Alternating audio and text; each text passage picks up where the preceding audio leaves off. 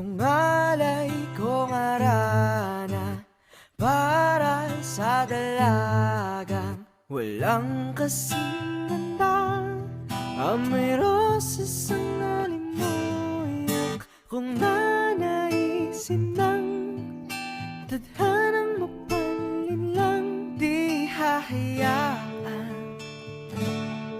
mawala pa.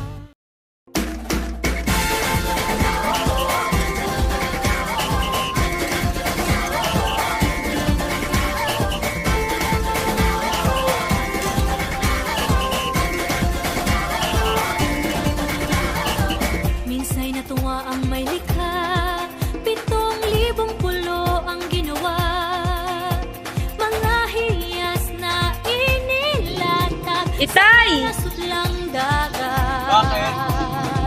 At ang bayan niyang pinili, nasa dulong ng bahaghari.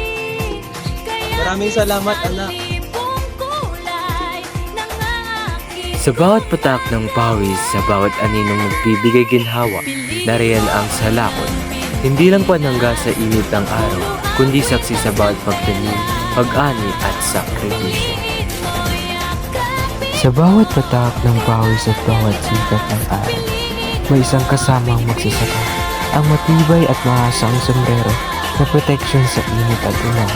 Hindi lang ito sombrero, ito ay sagisag ng sipag, tiyaga at dangal ng bawat magsasaka. Sa bukid, sa araw, sa ulan, kaagapay sa bawat ani. Gawa sa tibay ng yantok, disenyo ng tradisyon, ang sombrero ng magsasaka, katuwang sa araw-araw na laban sa bukid. pulo ang kwintas ng perlas. Piliin mo, yakapin mo, kayamanan niyang likas.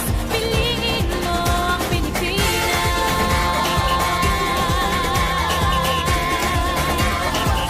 Hanap mo ba'y matibay at di kalidad na bilao?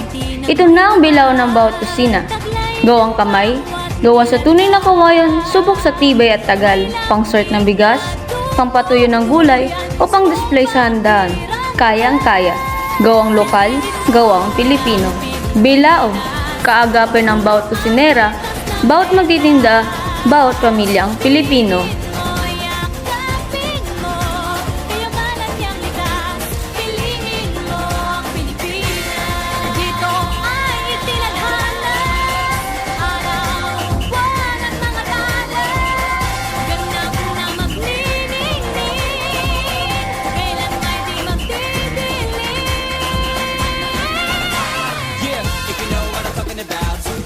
Mainit ba? Huwag magtiis.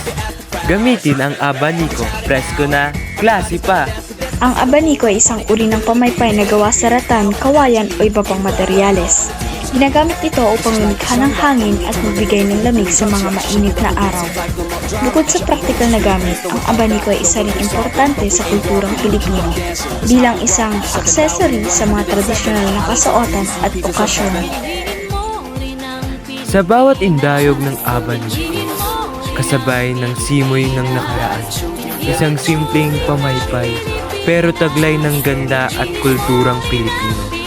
Ginawa ng kamay, hinubog ng tradisyon. Abaniko, hindi lang ginhawa sa init, kundi init ng pagmamalaki sa ating lahat. Kayamanan niyang likas. Piliin mo ang Pilipinas.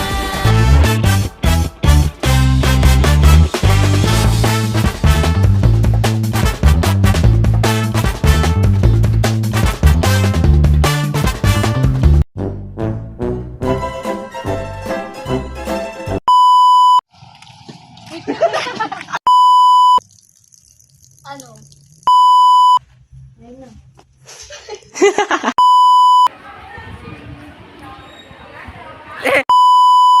Basta okay. Watawi! Wee! Patay! Bakit?